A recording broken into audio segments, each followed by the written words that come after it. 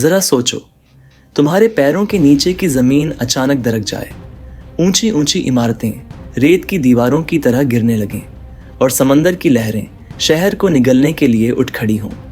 क्या तुम बच पाओगे? ये है कहानी उस पल की जब कैलिफोर्निया का हर कोना तबाही में बदल गया, जहां बचना सिर्फ किस्मत नहीं बल्कि हिम्मत और जंग का खेल था। क्विक फ्लिक्स रिकैप लेकर आया है सन एड्रेस। कहानी शुरू होती है सदर्न कैलिफोर्निया की पहाड़ियों में। एक लड़की गाड़ी चला रही थी। तभी अचानक पहाड़ से छोटे छोटे पत्थर गिरने लगे और उसकी गाड़ी के शीशे पर लगकर उसे तोड़ दिया।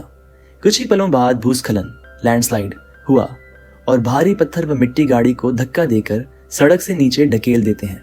गाड़ी लुढ़कती घूमती पहाड़ी से नीचे जाती है और एक चट्टान पर अटक जाती है। लड़की बच तो जाती है, लेकिन उसे पता चलता है कि गाड़ी बस कुछ पत्थरों पर टिकी हुई है और कभी भी नीचे गिर सकती है। इधर लॉस एंजलिस फायर डिपार्टमेंट का हेलीकॉप्टर उड़ रहा होता है। इसमें रे और उसकी टीम उस लड़की को खोज रहे होते हैं। एक पत्रकार उनसे इंटरव्यू भी कर रही होती है। जब उन्हें आखिरकार गाड़ी दिखाई देती है तो वे लड़की को फोन करके शांत रहने को कहते हैं, लेकिन जैसे ही गाड़ी हिलती है लड़की डरकर चीख पड़ती है। रे हेलीकॉप्टर को सावधानी से नीचे लाता है। एक रेस्क्यूअर रस्सी के सहारे गाड़ी तक पहुंचता है और उसे बांधने की कोशिश करता है। उसके पास सिर्फ 5 मिनट होते हैं क्योंकि हेलीकॉप्टर का इंजन ज्यादा देर तक नहीं चल पाएगा। लड़की घबराकर हाथ बढ़ाती है जिससे गाड़ी और हिल जाती है। आखिरकार गाड़ी को बांधा जाता है, लेकिन तभी वह फिसलकर रेस्क्यूअर को फंसा देती है। हेलीकॉप्टर भी हिलने लगता है और धुआं छोड़ने लगता है। ऐसे में रे खुद नीचे उतरने का फैसला करता है। वह गाड़ी तक पहुंचकर दरवाजा तोड़ देता है और लड़की को बाहर निकाल लेता है। फिर पायलट रस्सी काट देता है जिससे गाड़ी नीचे गिरकर टूट जाती है, लेकिन रेस्क्यूअर भी बच जाता है और रे सुरक्षित लड़की को थामे रहता है। इसके बाद कहानी कट होती है। कैलिफोर्निया इंस्टीट्यूट ऑफ टेक्नोलॉजी पर डॉक्टर हेज लेक्चर दे रहे होते हैं, जिसमें वे दुनिया भर में आए बड़े भूकंपों और उनके खतरनाक नतीजों के बारे में बताते हैं। वे कहते हैं कि कैलिफोर्निया से गुजरने वाला सैन एंड्रियास फॉल्ट जरूर कभी न कभी बहुत बड़ा भूकंप लाएगा। डॉक्टर पार्क से खबर मिलती है कि हूवर डैम के पास छोटे छोटे झटके मिनी क्वैक्स रिकॉर्ड हुए हैं। दोनों वहां जांच करने का फैसला करते हैं। इधर रे घर पहुंचता है। तभी उसकी बेटी ब्लैक उसे फोन करके अपने कॉलेज के लिए कुछ सामान मांगती है, लेकिन रे अचानक कॉल काट देता है क्योंकि उसे डाक से तलाक के कागज मिलते हैं जो उसे गहरा दुखी कर देते हैं। रे जब ब्लैक का सामान लेने उसके कमरे में जाता है तो उसे पुरानी पारिवारिक तस्वीरें मिलती हैं, जिनमें ब्लैक की मृत बहन की तस्वीर भी होती है। दूसरी ओर हूवर डैम पर पार्क और हेज मशीनों से झटकों की जांच कर रहे होते हैं। तभी अचानक झटके बहुत तेज हो जाते हैं और बड़ा भूकंप आता है। हेज भागते हुए ऊपर लोगों को सावधान करता है, लेकिन पार्क डैम के अंदर फंस जाता है और जैसे तैसे ऊपर चढ़ने लगता है। लोग जान बचाकर भाग रहे होते हैं। डैम टूट रहा होता है और पानी का सैलाब फैलने लगता है। पार्क ऊपर आकर एक घायल लड़की को देखता है और उसे उठाकर भागने लगता है।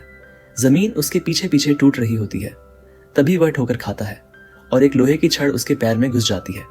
हेज उसे बचाना चाहता है, लेकिन पार्क जोर देकर कहता है कि लड़की को लेकर भागो, और अगले ही पल पूरा डैम टूटकर पानी छोड़ देता है और पार्क की मौत हो जाती है।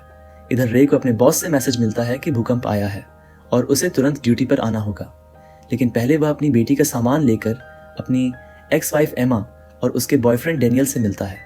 वहां पता चलता है कि एमा अब डेनियल के साथ रहने वाली है, जिससे रे दुखी हो जाता है और बहाना बनाकर वहां से चला जाता है। कुछ देर बाद ब्लैक डेनियल के साथ उसके ऑफिस जाती है। वहां लॉबी में इंतजार करते हुए उसकी मुलाकात बैन और उसके छोटे भाई ऑनली से होती है। रे के इंटरव्यू के बाद अब वही पत्रकार डॉ हेज से बात कर रही होती है। हेज बताते हैं कि पार्क की मौत से पहले उन्होंने अपने नए डिवाइस को टेस्ट किया था और उससे साबित हो गया कि यह मशीन भूकंप की भविष्यवाणी कर सकती है। तभी उनके स्टूडेंट्स भागते हुए अंदर आते हैं और बताते हैं कि सैन एंड्रियास फॉल्ट पर कुछ बड़ा हो रहा है। हेज तुरंत नक्शा निकालकर कैलकुलेशन करता है और निष्कर्ष निकालता है कि पूरा सैन एंड्रियास फॉल्ट जल्द ही एक्टिव होने वाला है, यानी एक भयानक भूकंप आने वाला है। उधर लॉस एंजलिस के डाउनटाउन में एमा अपने बॉयफ्रेंड डेनियल की बहन के साथ लंच कर रही होती है। बातचीत के दौरान वह एमा से उसकी मृत बेटी के बारे में बहुत ही रूखे और असंवेदनशील सवाल पूछती है। तभी एमा को रे का फोन आता है। रे अपने बर्ताव के लिए माफी मांगता है, लेकिन अचानक रेस्टोरेंट की टेबल हिलने लगती है और पूरा बिल्डिंग जोर जोर से कांपने लगता है। भूकंप आ चुका है। रे हेलीकॉप्टर से नीचे झांकता है तो देखता है कि हाईवे टूटकर बिखर रहा है।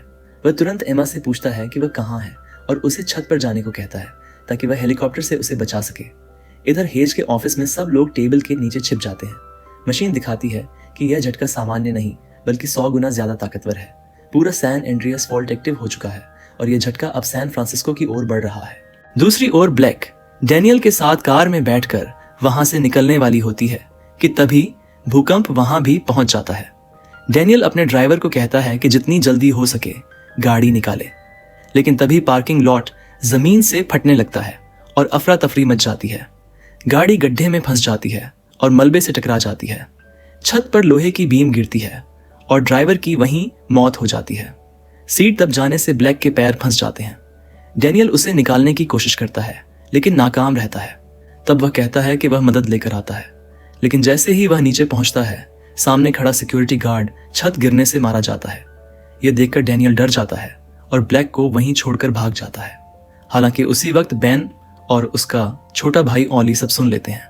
वे तय करते हैं कि वे ब्लैक को अकेला नहीं छोड़ेंगे और उसे बचाने जाएंगे। इधर रे हेलीकॉप्टर उड़ाकर लॉस एंजलिस पहुंचता है। वह देखता है कि हॉलीवुड साइन टूटकर गिर रहा है। शहर में जगह जगह आग और धुआं है और ऊंची ऊंची इमारतें गिर रही हैं। रेस्टोरेंट में भी लोग अपनी जान बचाने के लिए भाग रहे होते हैं। एमा एक दरवाजा खोलने की कोशिश करती है लेकिन वहां नीचे गहरी खाई होती है और उसी पल एक रेस्टोरेंट में अचानक ओवन फट जाता है और शेफ आग की लपटों में गिर जाता है। चारों ओर चीख पुकार मच जाती है। एमा सबको समझाती है कि नीचे भागने से कोई नहीं बचेगा, सबको ऊपर छत पर जाना होगा। वह सीढ़ियां ढूंढ लेती है और तेजी से ऊपर दौड़ती है, लेकिन बाकी लोग नीचे भागने की कोशिश करते हैं। जैसे ही एमा छत पर पहुंचती है जमीन हिलती है और पूरा फ्लोर टूटने लगता है। वह गिरते हुए मलबे के बीच नीचे जा गिरती है। उसका शरीर जख्मी और खून से लथपथ हो जाता है, पर हिम्मत नहीं हारती। दर्द सहते हुए वह ऊपर चढ़ना शुरू करती है। आखिरकार वह मलबे के ऊपर पहुंचती है, जहां से रे हेलीकॉप्टर से उसे देख लेता है। रे जैसे ही हेलीकॉप्टर को पास लाने की कोशिश करता है, पास ही एक धमाका होता है और छत पर आग लग जाती है। एमा तुरंत आग से दूर हटती है। रे ऊपर से एक रस्सी और रेस्क्यू बास्केट गिराता है। एमा दौड़ते हुए बीच बीच में बने गड्ढों को बचाती हुई आखिर में छलांग लगाकर बास्केट पकड़ लेती है। तभी पास की इमारत गिरती है और इस बिल्डिंग को भी अपने साथ नीचे खींच लेती है। रे तुरंत उसे ऊपर खींच लेता है और पायलट सीट पर लौट आता है, लेकिन तभी एक और गगनचुंबी इमारत हेलीकॉप्टर से टकराने ही वाली होती है। हेलीकॉप्टर जोर जोर से घूमने लगता है। उसका दरवाजा टूटकर उड़ जाता है, लेकिन रे आखिरी पल पर उसे काबू में कर लेता है और इमारतों के गिरने से पहले वहां से निकल जाता है। दूसरी ओर सैन फ्रांसिस्को में ब्लैक को अपना फोन मिल जाता है। वह रे को कॉल करके मदद मांगती है, लेकिन जल्द ही सिग्नल चला जाता है। रे और एमा उससे वादा करते हैं कि वे आकर उसे बचाएंगे। इधर ब्लैक जिस कार में फंसी होती है उस पर और मलबा गिरने लगता है। तभी बेन और ओली उसे ढूंढ लेते हैं। वे एक लोहे की छड़ से कार को उठाने की कोशिश करते हैं, लेकिन इससे और मलबा गिरता है। फिर बेन कार का डिक्की खोलता है और उसमें टायर जैक पाता है। वह टायर जैक से बीम को थोड़ा ऊपर उठाता है, लेकिन जगह काफी नहीं बनती। तुरंत दिमाग लगाकर वह कार के टायर फोड़ देता है ताकि गाड़ी नीचे बैठे और जगह बढ़ जाए। इस तरकीब से ब्लैक को बाहर निकालने में वह सफल हो जाता है, ठीक उसी समय जब बीम कार पर गिरकर उसे पूरी तरह कुचल देती है। उधर हेज अपने ऑफिस में डेटा देखकर समझ जाते हैं कि ये सब अभी खत्म नहीं हुआ है। वे पत्रकार से मदद मांगते हैं और दोनों मिलकर न्यूज ब्रॉडकास्ट सिस्टम को हैक कर लेते हैं। टीवी पर हेज पूरी दुनिया को बताते हैं कि और भी बड़े भूकंप आने वाले हैं। वे कहते हैं कि अगला झटका रिक्टर स्केल पर 9.5 IQ या उससे भी बड़ा हो सकता है। इसका असर केवल कैलिफोर्निया ही नहीं बल्कि ईस्ट कोस्ट तक महसूस होगा। खासकर सैन फ्रांसिस्को के लोगों को तुरंत शहर खाली करने की सलाह दी जाती है। ब्लैक और उसके नए साथी बेन और ओली इमारत से भागकर बाहर आते हैं। चारों ओर भगदड़ मची होती है। थोड़ी देर बाद झटके थमते हैं तो वे इलेक्ट्रॉनिक्स की एक दुकान खोजते हैं, क्योंकि रे ने ब्लैक को सिखाया था कि जब बिजली न हो तो पुराने मॉडल का फोन ढूंढना चाहिए। उन्हें एक ऐसा फोन मिल जाता है और ब्लैक रे को कॉल करती है। कॉल पर ब्लैक बताती है कि डैनियल उसे छोड़कर भाग गया था। यह सुनकर एमा बहुत गुस्से में आ जाती है। रे ब्लैक को कहता है कि वह ऊंचाई पर जाए और कोई टावर पर पहुंचे, वहां वह उसे लेने आएगा। कॉल खत्म होते ही बेन अपने माता पिता को कॉल करता है और एमा डैनियल को फोन लगाती है, लेकिन कॉल वॉइसमेल पर जाती है तो एमा गुस्से में एक धमकी भरा मैसेज छोड़ देती है। इस बीच डैनियल शहर की सड़कों पर बाकी बचे लोगों के साथ चल रहा होता है। तभी अचानक आफ्टर शॉक्स आते हैं और एक और बड़ी इमारत उनके ऊपर गिरने लगती है। शहर में आफ्टर शॉक्स आते ही लोग हर तरफ भागने लगते हैं। भगदड़ मच जाती है और डेनियल खुद को बचाने के लिए दूसरों को धक्का देता है। उसके धक्के से एक आदमी धूल के तूफान में उड़ जाता है।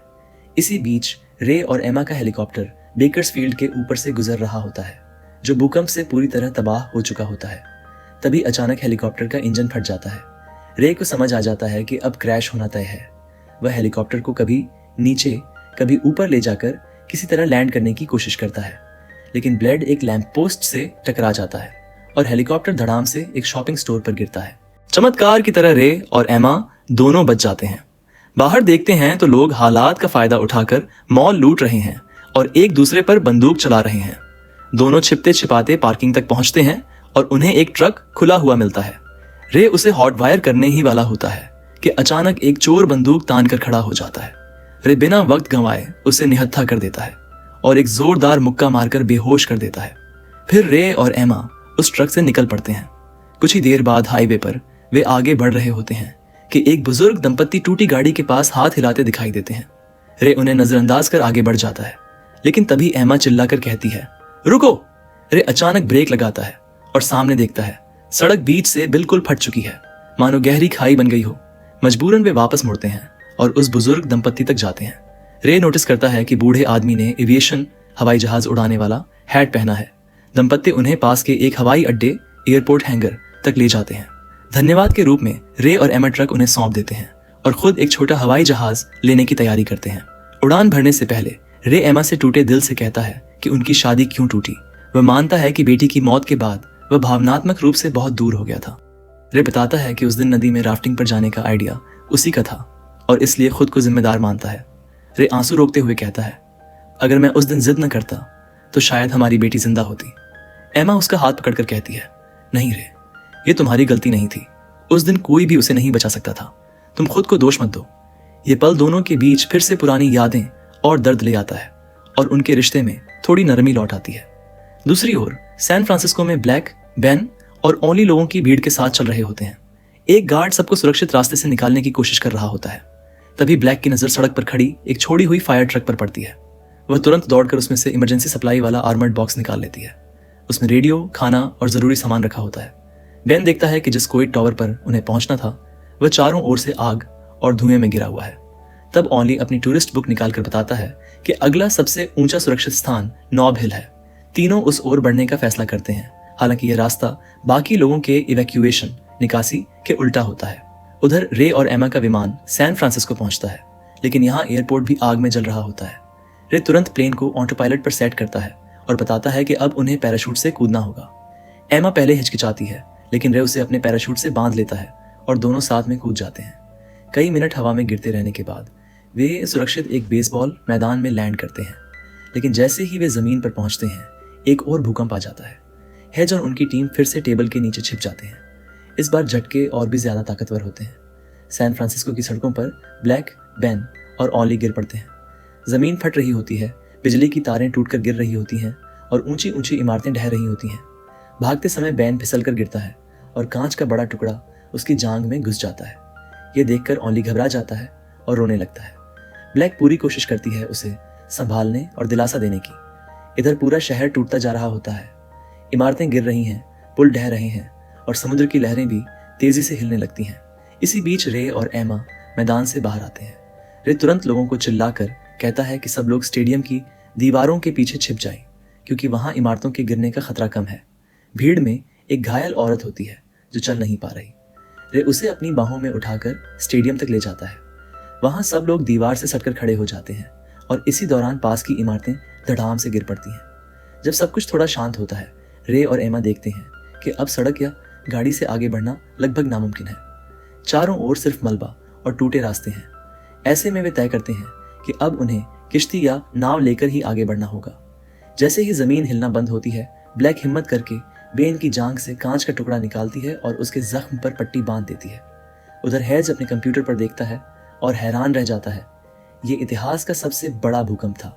कुछ देर बाद रे और एमा उस टावर तक पहुंचते हैं, लेकिन वह जल रहा होता है। रे समझ जाता है कि ब्लैक शायद किसी और इमारत में गई होगी। तभी उसकी नजर पानी के तेजी से बढ़ते स्तर पर पड़ती है और वह तुरंत पहचान लेता है कि सुनामी आ रही है। रेडियो पर भी चेतावनी पहुंचती है और पूरे शहर में अलार्म बजने लगता है। ब्लैक को पता चलता है कि वे नॉब हिल तक अब नहीं पहुंच पाएंगे। तभी उसे पास की वही इमारत दिखती है जिसे डैनियल बनवा रहा था। ब्लैक तय करती है कि वे सब वहीं शरण लेंगे। समुद्र किनारे सैकड़ों नावें भागने की कोशिश करती हैं, लेकिन तभी एक विशाल लहर रास्ता रोक लेती है। कई नावें लहर पर चढ़कर उलट जाती हैं। रे किसी तरह अपनी नाव को ऊपर तक ले जाता है, लेकिन तभी एक विशाल कंटेनर शिप सामने आ जाता है। वो लगभग उनकी नाव कुचल देता, लेकिन रे ऐन वक्त पर बच निकलता है। जहाज उनकी नाव की छत उखाड़ देता है और कंटेनर चारों ओर गिरने लगते हैं। रे तेजी से नाव दौड़ाकर सबको बचाता है। इस दौरान जहाज गोल्डन गेट ब्रिज से टकरा जाता है। कई लोग मारे जाते हैं, जिनमें डैनियल और वह बुजुर्ग दंपत्ति भी शामिल होते हैं। सुनामी ब्रिज और पूरे सैन फ्रांसिस्को को डुबो देती है। दूसरी ओर ब्लैक, बेन और ऑली सीढ़ियां चढ़कर ऊपर जाते हैं, लेकिन रास्ता बंद हो जाता है। वे ऊपरी मंजिल पर पहुंचते हैं, पर पानी की लहर इमारत से टकरा जाती है। शीशे टूटते हैं और पानी कमरे में घुस जाता है। इमारत टेढ़ी होकर दूसरी इमारत से टिक जाती है। तीनों फर्नीचर पकड़कर बहने से बचते हैं। रे और एमा नाव से इस तबाही को देखते हैं और अंदाजा लगाते हैं कि ब्लैक जरूर किसी ऊंची इमारत में होगी। वे उसी तरफ नाव मोड़ते हैं। अंदर बेन हिम्मत करके ब्लैक की देखभाल करता है और दोनों के बीच एक प्यारा पल आता है। तभी ऑली खिड़की से रे और एमा की नाव देख लेता है। वे आवाज लगाते हैं, लेकिन सुनाई नहीं देता। तब ऑली अपना लेजर पॉइंटर निकालकर नाव की ओर चमकाता है और आखिरकार रे एमा उन्हें देख लेते हैं। लेकिन तभी एक और लहर आती है और खिड़कियां तोड़कर और पानी भर देती है। बेन और ऑली सीढ़ियों की ओर तैर जाते हैं, लेकिन ब्लैक पानी में फंस जाती है। कांच का दरवाजा उसे भाइयों से अलग कर देता है। पानी बढ़ता जाता है और ब्लैक का ऑक्सीजन खत्म हो जाता है। वो बेहोश हो जाती है। रे नाव एमा को सौंपकर खुद पानी में कूद पड़ता है। अंदर जाकर वह मलबा हटाकर ब्लैक तक पहुंचता है और उसे ऊपर खींच कर ले आता है। ऊपर बैन और ऑली खिड़की तोड़ने की कोशिश करते हैं, लेकिन असफल रहते हैं। तभी एमा नाव तेजी से चलाकर इमारत में घुसा देती है। सब लोग तुरंत नाव पर चढ़ जाते हैं और इमारत उनके पीछे ढह जाती है। रे बार बार ब्लैक को सीपीआर देता है। पहले तो वह हार मान लेता है, लेकिन एमा के आंसू देखकर फिर कोशिश करता है। आखिरकार ब्लैक होश में आती है। सब उसे गले लगाकर रो पड़ते हैं। कुछ समय बाद नेशनल गार्ड और यूएन राहत दल शहर में पहुंचते हैं। लोग अपनों की याद में तस्वीरें और चिट्ठियां लगाते हैं। रे, एमा, ब्लैक, बेन और ऑली शहर के खंडहरों को देखते हैं। रे कहता है, अब समय आ गया है कि हम इस शहर को दोबारा खड़ा करें। धरती कांपी, शहर बर्बाद हुआ और समंदर ने सब कुछ निगल लिया, लेकिन मौत की लहरों और टूटती इमारतों के बीच इंसान की हिम्मत आखिरकार जीत गई। रे और उसका परिवार जिंदा बच निकला, पर पीछे रह गई तबाही और खामोशी। अब सिर्फ एक सवाल गूंजता है, अगर कल फिर से धरती हिली तो क्या हम तैयार होंगे? अगर इस कहानी ने आपका दिल तेज धड़काया हो तो वीडियो को लाइक करें, चैनल को सब्सक्राइब करें और अगली थ्रिलर कहानी के लिए बेल दबाना मत भूलें, क्योंकि आपका छोटा सा सपोर्ट हमारे लिए बहुत मायने रखता है। देखने के लिए धन्यवाद।